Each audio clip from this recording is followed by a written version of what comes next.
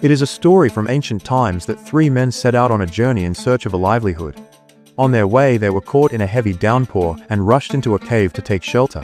Suddenly, a massive boulder rolled down the mountain and blocked the mouth of the cave, sealing the entrance completely. Despite their best efforts, the rock would not budge. They consulted among themselves and agreed that today only their good deeds could save them from this calamity. Therefore, each person should pray to Allah by invoking an act they performed solely for His pleasure. The first man said, "O Lord, my parents were very old. It was my habit never to give milk to my children or family before serving them first. One day I went far away for work and returned late.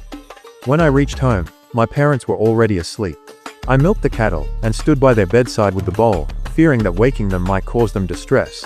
I could not bear to feed my children before them, even though my children were crying at my feet out of hunger.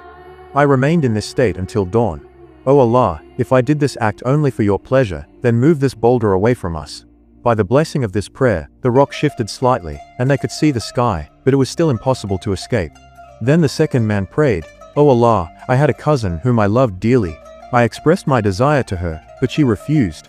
Later a year of famine struck, and she came to me out of desperation. I gave her 120 dinars on the condition that she yield to me in private.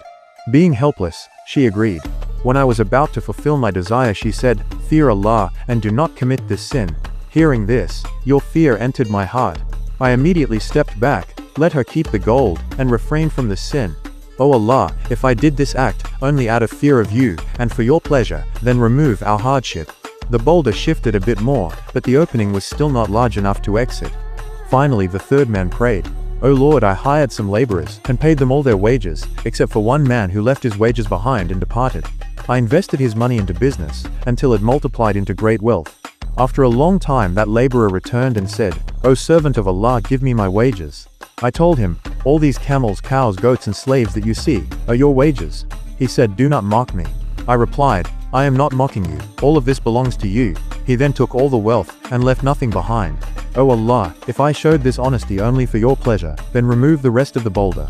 As soon as he finished his prayer, by the command of Allah, the boulder moved away completely from the mouth of the cave, and all three walked out safely.